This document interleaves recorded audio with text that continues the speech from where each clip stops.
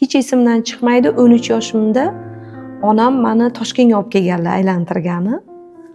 Biz Toshkentni aylanib, butun Yunusobodda televishkaga, teleminoraga chiqqanmiz.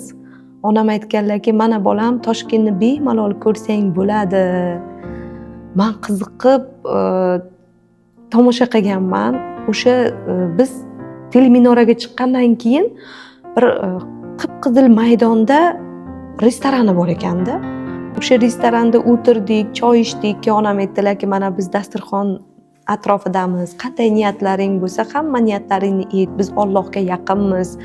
Dedilarda, keyin qo'llarini duoga ochib, men birinchi o'rinda niyat qildim, orzu qildim, shu Toshkentga kelay, o'qishlarga, institutlarga kiray, shu Toshkentga qolib ketay, Toshkentda uy olaylik deb niyat qilgan edim. O'sha niyatlarim sari harakat qildim.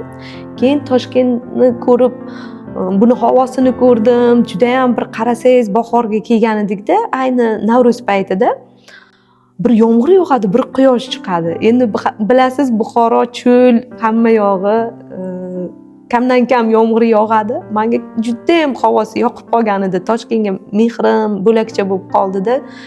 Endi biz Toshkentdan Buxoroga ketyapmiz. Poyezdga chiqishimiz kerak. Poyezdga chiqishdan oldin Toshkent metroga borishda metrodamiz. Lekin men metrodan tushkim kelmaydi-da.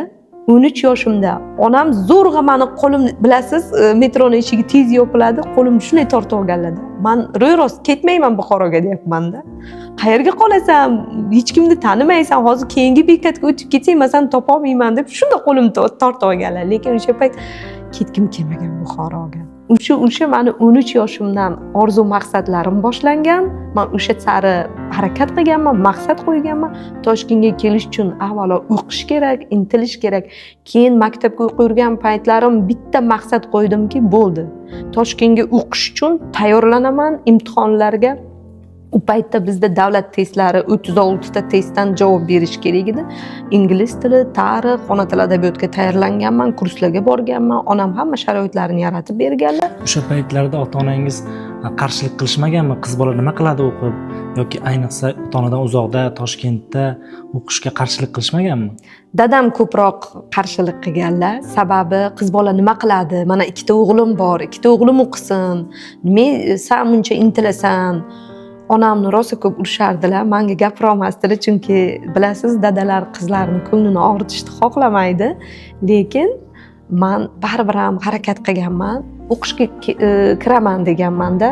Keyin ko'p aytardimki dadamga, dada, mana meni familiyam Ramazonova. Mana shu Ramazonova familiyani hali ko'rasiz. Buyuklarga ko'taraman hali. Bu familiyadan uyalmaysiz. O'zi Ramazonova.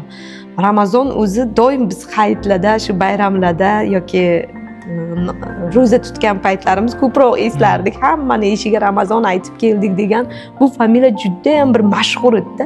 Yanada mashhur qilaman dedim. Bobomning ismlari Hoji. Shu hoji bo'lganlari uchun ham shu oilani, masalan, ko'pchilik aytishadi, Toshkentga borsa qizlar o'zgaradi, tarbiyasi ham o'zgaradi, chunki ota-onasiz yashaydi deydi.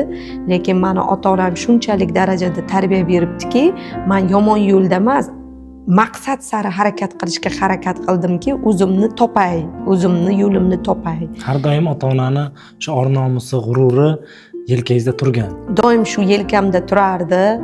Mas'uliyat his qilardim.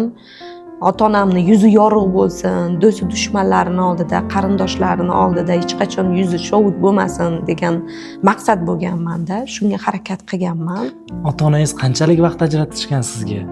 Shu bolalik vaqtlaringizda? Shu bolaligimda men, apam, akam birga o'tirib xontaxtada o'tirishardik, dars qilardik. Hamma bilan 1 soat, endi u payt soatiga uncha e'tibor bermasdik-ku, lekin hammamizni darslarimizni tayyorlashga nazorat qilardilar. Daftarlarimizni ochib, qani uyga vazifa qilindimi, yo'qmi deb qiynalib qolgan paytimiz rus tilidan yoki o'zbek tilida qandaydir bir bayon tuzish yo insho tuzish, mana shu hammasiga onam boshchiligida qilganmiz. Dadam o'qituvchi bo'lganlar, maktabimizda dars berardilar.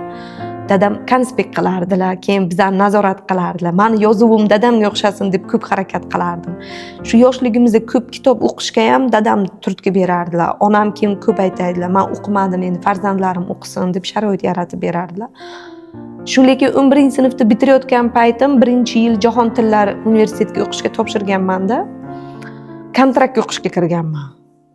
Lekin u paytda shartnoma asosida pul to'lashga hatto uyimizda $100 pul ham bo'lmaganda. Eng achinarlisi, Toshkentdan Buxoroga qaytib borishga uyalganman, yig'laganman. Hattoki bilasizmi, 1 yil ko'chaga chiqmaganman. O'qishdan yiqildi deganni bir eshitmaslik uchunda. Onam yur qarindoshlarimga ketdik, chaqiryapti mehmonga desa ham, yo'q men bormayman, men tayyorlanishim kerak, keyingi yil budjetga kirishim kerak. Men 1 yil mana o'qishga kira olmadim, men ularni yuziga qara olmayman deganman. Shu dadam ham ketdik derdilar. Hattoki mehmondorchilikka borish yoki bir do'stlar bilan gaplashish, hatto uyimizga kimdir qo'ng'iroq qilsa, u payt uy telefonlari bo'lardi. Kimdir telefon qilsa hatto ko'targim ham kelmasdi. Chunki bitta maqsad qo'ydimki, endi 1-yil mani bildimki, ota-onam shartnomaga 1 so'm puli yo'q. Ayni o'sha payt opamni turmushga berish kerak, uyda pul yo'q, hamma pul bilasiz to'y marosimga ketadi. Men uchun pul yo'qligini anglaganman. Ota-onam aytishganki, agar sen budjetga o'qishga kirsang, o'qiysan, bo'lmasam turmushga beramiz deyishgan. Men yo'q, turmush qochib ketmaydi. Men opamning hayotini ko'rganman, qishloq hayotiga tushgan, ertalab vaqtli yo'bonga ketishardi, qaynonasi, o'g'illari bilan birga. Men o'sha hayotini ko'rganman, kuzatganman. Bolasi chaqaloq beshikda qolardi, yig'lab, ingrab. Hatto bolasiga qarashga vaqti bo'lmasdi. Shu qaynonamni ko'nglini olay, qaynonamga yomon bo'lib qolmay deb, shu ko'nglini, oila a'zolarining ko'nglini olish uchun opamni ko'rardimda, ertalab vaqtli turib ko'chalarni supurardi, yo'bonga ketardi. Lekin men shu narsalarni ko'rib ichimga aytganmanki, yo'q, men o'qishim kerak, o'zim yo'limni topishim kerak. Oila hech qachon qochib ketmaydi, vaqt soati bilan bo'ladi, Xudo xolasa. Hamma narsaga ulgurdim. Allohga shukr. Oilam bor, farzandlarim bor, farzandlarim meni tarbiyalayapman. Shu meni hayot ham tarbiyaladi deya olaman. Men shu Toshkentga kelish, bir musofir yurtni ko'rish men uchun qanchalik qiyinchiliklardan ham o'tganman. Sababi bilasiz, endi o'sha paytlar Toshkentda propiska muammosi juda ham muammo bo'lgan. Qaysi xonadonga borib yashasam 6 oyga propiska qo'yishgan. Har 6 oyda propiskang qani deb so'rashardi. Hatto davlat ishxonalarida ishlayman deb yo ishga borib so'rasam kimdirdan propiskangiz bormi degan savollarni berishardi. Yo'q, propiskangiz bo'lmasa sizni ishga olmayman deyishardi. Rosa yig'lardim. Nima uchun shuncha yil o'qidim, endi propiska so'rashyapti. Lekin Buxoro ketishga hech ham o'ylamaganman. Sababi meni niyatim faqat Toshkentga qolish bo'lganda. Endi bir xil mana bor kursdoshlarim o'qishlarini bitirib Samarqand yo Buxoroga qaytib ketdi. Lekin meni maqsadim faqat Toshkentga qolish bo'lgan. Shunga harakat qilganman.